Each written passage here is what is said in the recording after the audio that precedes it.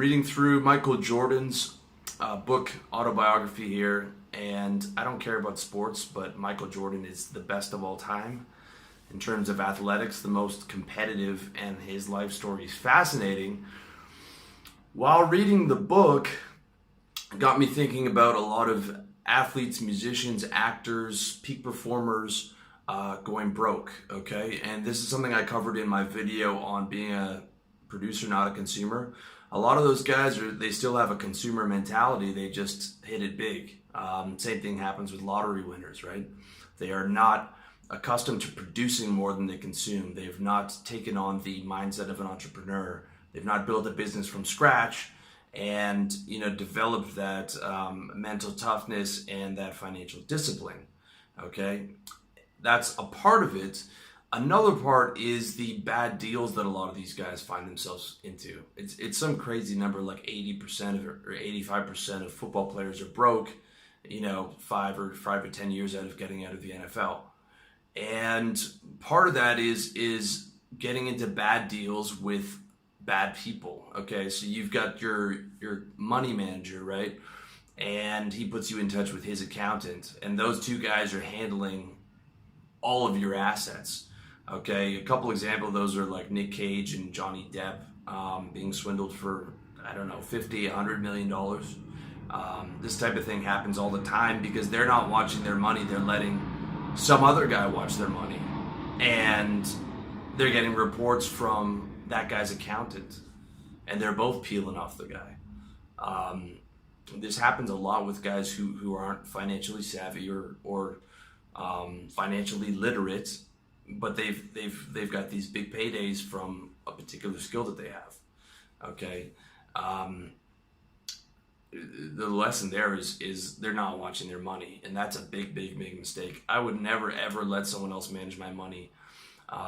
Even when I was making a ton of money trading, I remember we'd come into the bank with backwards hats and depositing these $100,000 checks, and they'd have to they'd pull us aside every time and try and pitch me on private wealth management. I was like, dude, I'm a trader. I make my living off of this. Okay, I'm not gonna let one of your clowns just manage this for me.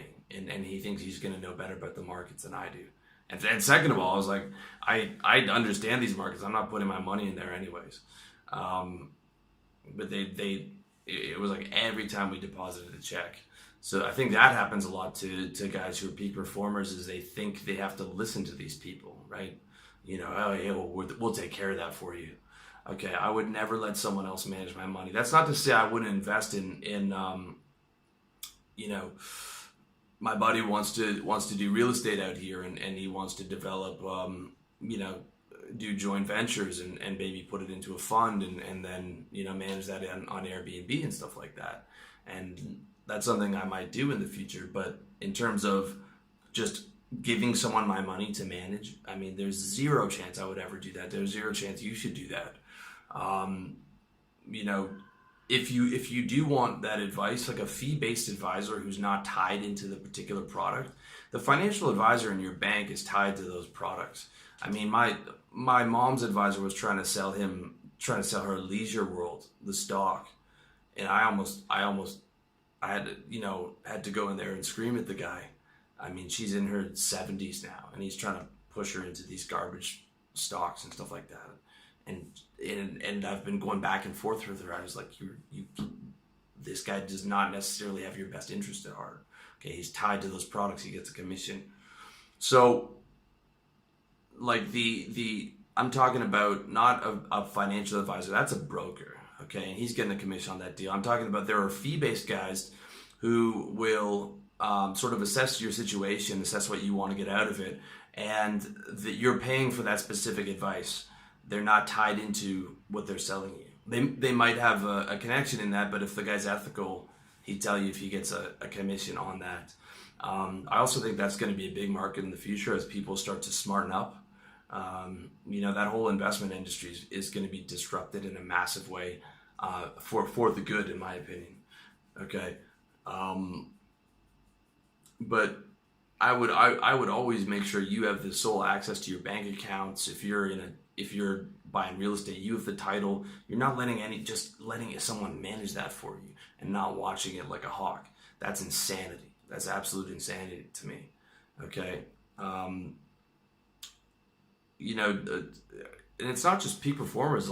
Entrepreneurs do that too. A lot of entrepreneurs get really good at one business, and then they think, well, okay, I should start putting this money away. So they give it all to Wall Street, right? Or they let someone else manage it, or they go into bad land deals, right?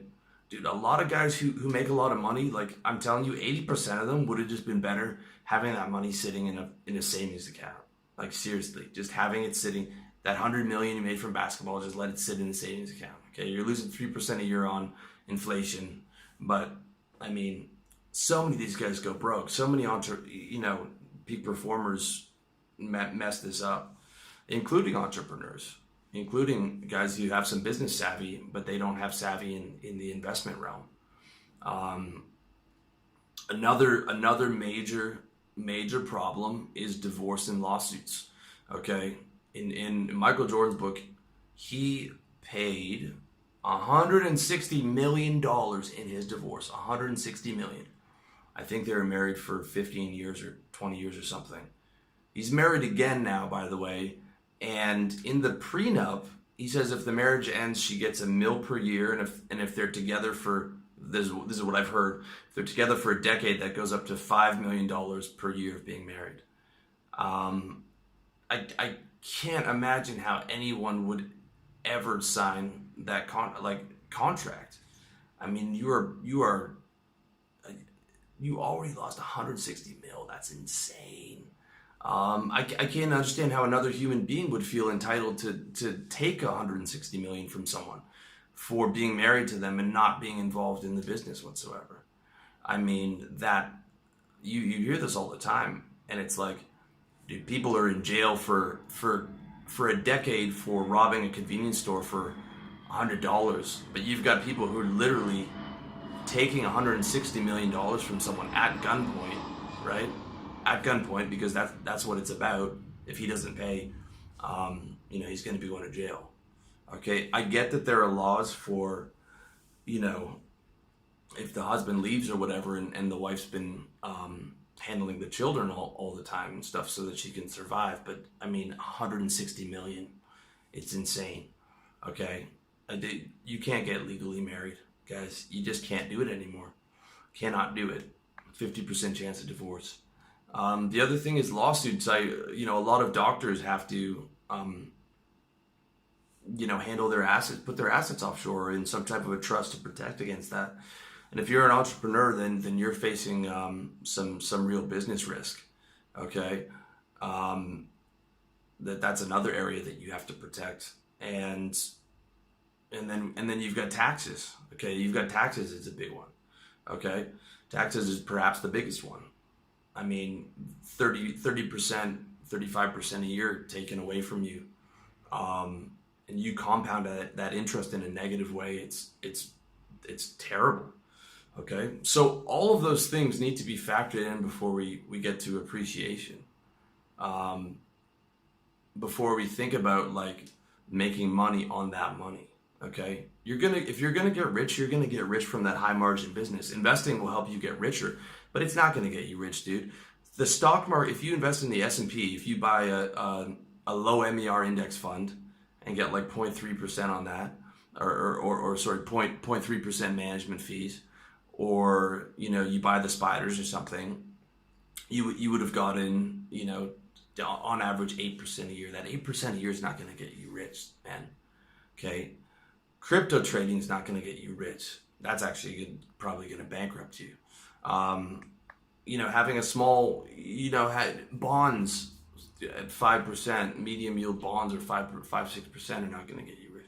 You're going to get rich off your business, or you're not going to get rich at all. Okay, you're going to get rich off a business that you can get 1,000% return in, like a service business. When you learn how to sell, that you can get that up to 6 figures, 200, 300 a year. Okay, and then you need to start protecting that money first.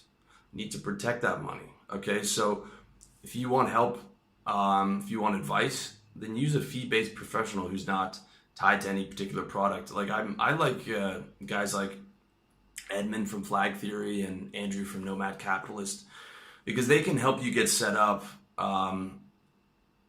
offshore banking, second passports, getting incorporated offshore, things that are going to help you get your taxes handled, right? How to get your visa set up as an export. That can save you, as an expat, sorry, that can save you an absolute fortune.